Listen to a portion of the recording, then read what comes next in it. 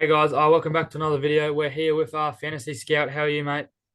I'm good, mate. Yourself? Not so Yeah, good? very good. Good result for your New South Wales Blues out there. Yeah, it was much better than last time I talked to you. So extremely happy. Yourself? Oh, look, it wasn't the best ref game, as I can say, but I mean, it is what it Yeah. is, and on to the next one. Of course. We'll see you there. Yeah, but a fair few takeaways from this game. So, what were your overall thoughts on the game? So pretty much Blues destroyed Queensland. Moses ran the show, which was actually really surprising in terms of how he stepped up to the occasion. Um, in terms of New South Wales, the outside backs were insane. Ash Klein, as you sort of touched on, felt sorry for you guys. So you bin both Carrigan and Martin to stop the momentum. Yeah, Um, but first half pretty much set the tone for the rest of the game. I think we completed 21 sets out of 22, had 68% possession. yeah, Middles were a lot stronger than you guys. logged us. Like, yeah, so but like a few guys from your side were a little bit suspect in defense, like Holmes, Tal Lungy. It wasn't his best, and did, and I thought was pretty poor. Yeah, Deedon was Um, poor. and unlike every other Origin, Grant and Hunt didn't have their usual impact. So I think they'll be back in game three, and it'll be a lot tighter, unlike these blowouts. Yeah, you see the missed tackles a lot from Valentine Holmes with the 9, Yeah, 6 from yeah, yeah. The DCE. the left side from New South Wales ran rampage. Yeah, I just think we struggled with our bench just isn't really the best to like don't give the most impact. Yeah, no. I think we'll touch on that later on with Fafita. Yeah. But so yeah, do you think Fafita gets added to the Queensland side? I mean, just for me, I think it wasn't Jaden Sewer's finest game. I think he probably does hold the spot just because he's been killing it so much. But I don't understand the addition of Felice Kafusi and Kurt Capel on the bench over Fafita. Yeah, so I think in terms of fantasy terms, I think Fafita is in jeopardy in terms of your team structure. I reckon Fafita would probably come into the team, maybe for Capewell. Could even see another middle come in for Carfusi. Maybe Jensen, Furmore, Liero. It is really slim Yeah. pickings for you guys. Molo, Maybe Cobbo. Hey? Molo's if you're gonna stretch it, like Francis and Michael Molo. Yeah, it's really slim pickings. Oh yeah.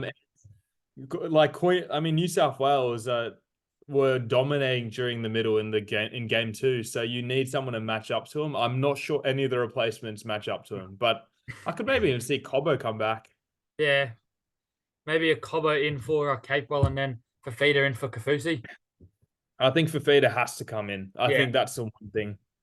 that's probably the safe thing to do. Just like he's been so influential this season, and he's just so good as a player.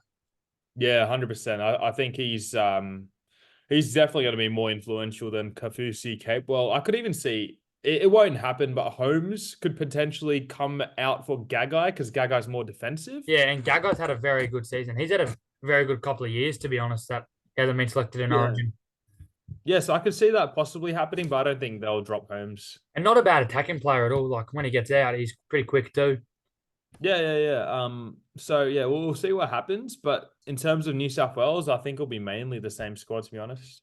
Do you think with the news that Callum Ponga could be back in round 19, there could be a swap of Walsh to Ponga? I wasn't very impressed with Walsh last night. A lot of errors and missed tackles out there. Yeah, I agree. However, I don't think Billy will risk it. I think Ponga will just get rested till next year. That's why I sort of thought maybe Cobbo could come in the team just at number 17. But I think Walsh will just stay there, to be honest. He was, he's proven that he's a great player, so he'll stay. Yeah, I mean, I'm not a massive Walsh advocate, and I think Oh Callum Ponga wow. will do the job, but I do think Walsh should be stayed there. But Yeah. with Nathan Cleary being ruled out to round 20 now, is that just safe to say that Mitch Moses' spot after getting man of the match is safe? Yeah, I'd say even if Cleary was back next round, I think they would do everything to keep Moses after that performance. So you can't drop a player of the match. So he hangs on to that spot. Yeah, he was unreal, and I think probably there's not many changes made to either of these sides. But Do you think Isaiah Yo, he got 47 minutes in this game? Do you think that he's still one of the best captaincy options looking forward to this week? He's a decent captain. I do think he's one of the better ones if he's in your teams. I won't expect him to play 80 minutes. So I could, like most of you guys would have either Hines or Hughes. So I'd say one of those two would be a better captain option than Yo, to be honest. Yeah, I think most people have Hines or Hughes. But Yeah, so one of those two. yeah, just Yo's not really getting used right in the Origin setting. I don't really think. Yep. And you saw how much of a difference Cam Murray made when he came back into the team at that number 13 slot. Yeah, he was I very think good. I think for New South Wales, you could either have one of Gerbo or Yo. You can't really have both at the same time because they both do the same thing. Yeah, Um, ball playing so tackle pretty much. yeah, exactly. Yeah. I think yeah, Yo's still a good captain. However, I think there are a couple other better options. Yeah, but I mean, we've spoken a lot about Hamoli Olakawatu on the last video with Blindside. Do you think that we said next week could be the time to go to him as an underpriced edge keeper? With him getting 18 minutes, do you think that his spot is up for grabs and that he is at 665K, a very good buy in fantasy terms? So are you sort of saying for next round? Yeah, for round 18, even like if he does get dropped and then even just so you get him at his lowest price. I think it would be it's going to be hard to imagine that New South Wales change anything. So even if he's a very good option. However, I do think he gets picked for the Blues in that round 19 slot. So he's definitely a great option. However, I don't think he's a must have. But yeah, you'd sort of look to buy him after Origin, so around 20. However, then Sea Eagles, I think, have a buy around 22. Yeah, something like So that. yeah, so you'd want to sort of keep that in mind. So it's definitely a great buy. However, I wouldn't buy him in round 18. Yeah, just because that 1 week and that. Yeah, exactly. And then just like, yeah, I'd say the pretty big talking points is just Connor Watson, 17 minutes. Well, for fantasy, like he'd be 17 minutes for Connor Watson. And Hamaso with the AC injury, do you think if he is out round 19, it'll just be Gagai that comes in? Yeah, so I have a little bit of expertise in this field. In terms of the AC joint injury, I think the max you'd sort of see him go out for, this is the worst case scenario, is around 3 to 4 weeks. Yeah. But he did manage to play on, I imagine, of some sort of pain-killing injections at halftime. I think, to be honest, I think he would be back for next Origin. I could see him missing 2 weeks in Clubland, but I think he'll recover in time back in Origin. But yeah, if he gets injured, it's straight swap from Gagai. Yeah. And I mean, I think he's so crucial for Queensland that he won't play the next 2 weeks in fantasy. And I think he was up to the top 5% brought in this week. So if you're bringing him in, he's probably just a reverse and trade. They don't play round Yeah, 18 either. So yeah, yeah, exactly. And if you have Trey Fuller on your draft teams, you're laughing. So, yeah. But but yeah. yeah, so with the Broncos duo not or trio not backing up of Reece Walsh, Payne Haas, and Patrick Carrigan, do you think that this brings interesting options in Xavier Willison and Kobe Hetherington when in round 17 and round 19, probably with bigger minutes, and maybe round 22? I see that. I see the potential. However, I wouldn't see them as biased. I think with the limited amount of trades that we have in terms of like how our team structures are right now, I wouldn't sort of look to them because most of us probably have, I don't know, some people have zero, some people have up to 6 trades. If you're doing more, then you're doing insane. Yeah, However, I wouldn't really look towards those guys just because you have to trade them up after. And I wouldn't imagine them gaining too much cash over that time either. So other options are better. yeah, I think it's just a bit sideways in fantasy terms. Yeah.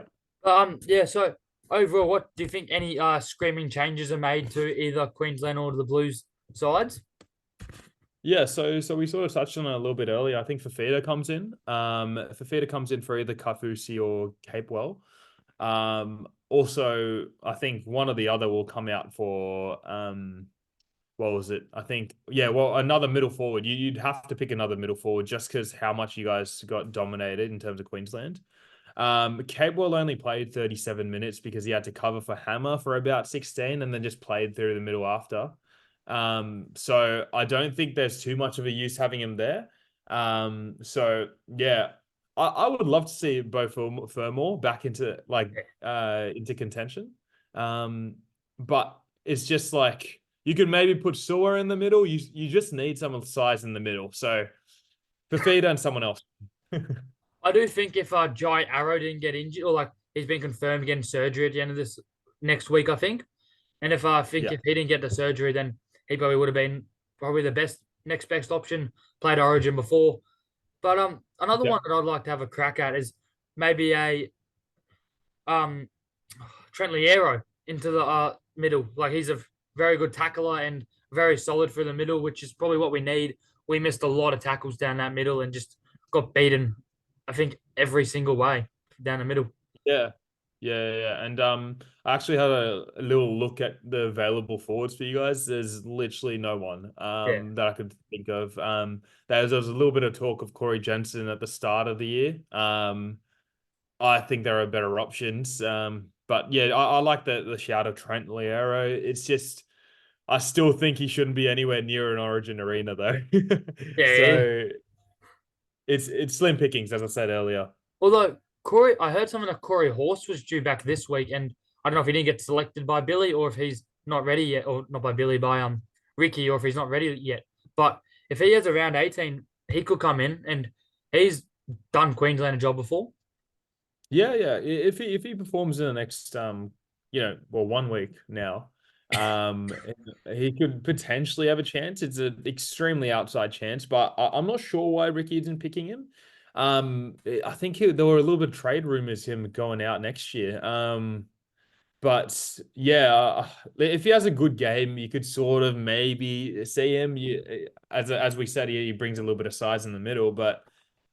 Like I genuinely don't really see it coming in for one game and then straight into the arena. Yeah, I mean there was talk about Moses doing that in round 13, but he wasn't. He didn't come back round 12. He came back round 13. That's right. Yeah. So not the I think it's a big loss for Queensland not having Jermaine Hopgood for the next Origin. He was probably what we needed down the middle. he would have got slammed by Liam Martin anyway. Yeah, probably. But do you think any changes made to this New South Wales side at all? Nah, I think it will stay exactly the same. Funnily enough, I think our worst performing player was like in terms of people who got enough minutes was probably Gerbo. He just got slammed every single tackle. But yeah, I sort of see just everyone just staying the same, to be honest. Connor Watson brings amazing coverage throughout the middle and the edges. So I think everyone stays the same. And Lenu was, again, immaculate. So, yeah. Yeah, he's always been good. But something that took my eyes is just only the 28 fantasy points for Reece Robson. I mean, he's not very, it's not really going to be his game. But with Cook really killing it of recent, do you think that there could be a Robson for Cook trade, considering Cook has played some bigger games in his career and has more of the potential in a big game setting? For game 3? Yeah, for game 3, that is. I could see that. To be honest, I wouldn't really see that just because we just came off like a massive win. If the first game was the second game, I could see Cook come in. I was after round 13, Cook sort of just went on a rampage of playing really good for the Rabbits. But after this massive game 2 win, I think Robson just stays. Yeah, and I don't think Tedesco's coming back anytime soon. Dylan Edwards looked very solid. I mean, he was Yeah. your highest run meters again. Yeah, it's weird because it doesn't really look like he's doing anything after catching the ball, and he always finds the gap in the line. So he's a really good player. Oh yeah, he's unreal. But Yeah. just going down, who do you have to reckon gets up in Origin free, no bias? No bias, it's a little bit hard. Yeah, After that game, I think New South Wales is going to be hard because I know that we're outsiders and we're going into Suncorp. I think the middles is just where it sort of set the tone for game 2. And I don't see anyone coming in that's going to change much of the game in game 3 for Queensland. So I think New South Wales will win in a tight one just based off how Haas started the game and just set the tone for everyone to win the game. So I think New South Wales by 6. I'm sure you'll say something different. Oh yeah, just for me, I do think New South Wales is actually a chance. They killed us. I almost turned off the TV after the first half. I was like to my dad, if I didn't run a YouTube account, I wouldn't be watching this second half. Yeah, yeah, But I do think New South Wales have a chance. But I think for Queensland, it relies on bringing in David Fafita just because he's so influential. And I mean, he can split a game open from anywhere. Like you could be 79 minutes done and a try needed, and he could score a full field try. To be honest, he's just so yeah, influential. But yeah, the one thing that you got us is Payne Haas had an unreal stint. Angus Crichton looked unreal, and then you got world class interchanges forwards off the bench too. I mean, world class team to be yeah. honest. Yeah, and I think one guy you really lack going like one on one is Tino, as well as Oh, yeah.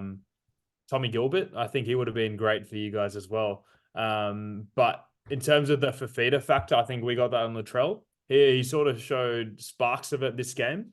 But I could really see him if Holmes is picked at the same spot. I think he's going to run over him. Fat Trell. Yeah, because I mean, I think they'll have a point to prove. Like Malcolm Maguire has been in and out of sides, and he seemed to be able to rev him up for this game. Yeah. But I think that's pretty much it about this game. You got any key points or anything else you want to add? Um, go New South Wales. Yeah, In terms of in terms of fantasy, I think there's really slim pickings in terms of buys, holds, sells. But yeah, good luck to everyone planning for the rest of the round, and I'm hoping to see you guys after game 3 when we win. yeah. So, have a good one, guys. Catch you later.